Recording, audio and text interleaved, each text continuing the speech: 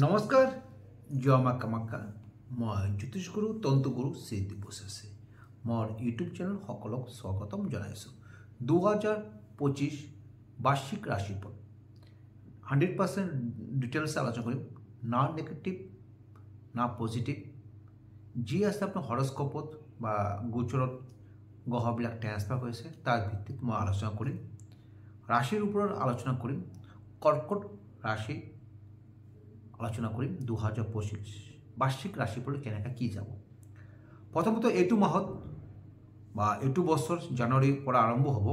খুব গুৰুত্বপূৰ্ণ বছৰ এইটো।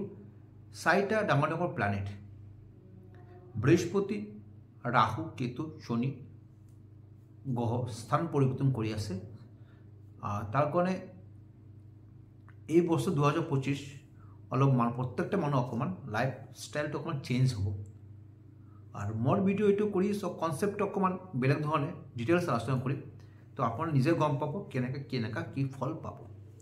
তো প্ৰথম আলোচনা কৰোঁ আমি কৰ্কট ৰাশি যেটো হ'ল আপোনাৰ ৰাশি মালিক হ'ল চন্দ্ৰ। চন্দ্ৰ প্ৰত্যেক 2 দিন 4 ঘণ্টাৰ পিছত চেঞ্জ হৈ থাকে। তাৰ ওপৰত আলোচনা কৰি আছোঁ। তো প্ৰথমতে আমাৰ বৃহস্পতিৰ আলোচনা কৰি আছোঁ আৰু হেলথৰ আলোচনা কৰিম। তো ৰাশিৰ মালিক আৰ ৰাশি অষ্টমত বহি আছিলে, শনি বহি আছিলে আৰু শনি অষ্টমত বহি আছিলে। শনি ট্ৰান্সফাৰ হ'ব 30 মাৰ্চত। 30 মাৰ্চত শনি ট্ৰান্সফাৰ হৈ আছে কৰ্কট ৰাশিৰ ক্ষেত্ৰত। তো অষ্টমৰ পৰা আপোনাৰ যাব হ'ল আপোনাৰ 9 হাউস।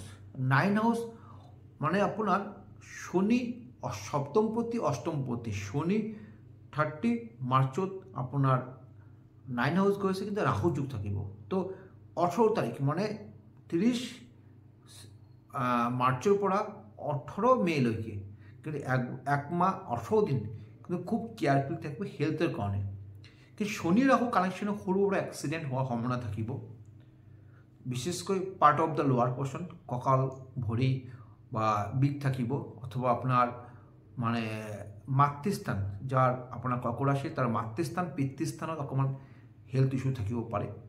আৰু যেতিয়া শনি আপোনাৰ অষ্টমত আহিব, মানে 18 মে শনি অষ্টমত আহিব, তেতিয়া কিন্তু হেলথ অষ্টম স্থান হ'ল আপোনাৰ হ'ল নিধন স্থান হেলথ কাৰণে। তো এইখিনি জেগাত কিন্তু অকণমান 2025 কৰ্কটৰ ক্ষেত্ৰত হেলথ লৈ অকণমান কেয়াৰফুল থাকিব। কিন্তু এইটো মাৰ্চৰ 30 তাৰিখ পৰা আৰম্ভ হ'ব। মানে জানুৱাৰী ফেব্ৰুৱাৰী মাস একো নহয়, কিন্তু মাৰ্চৰ 30 তাৰিখৰ পৰা আৰম্ভ অকণমান হেলথ লৈ কেয়াৰফুল থাকিব। তো তাৰপৰে আহিছোঁ আমি বৃহস্পতি আপোনাৰ দ্বাদশত বহি আছে।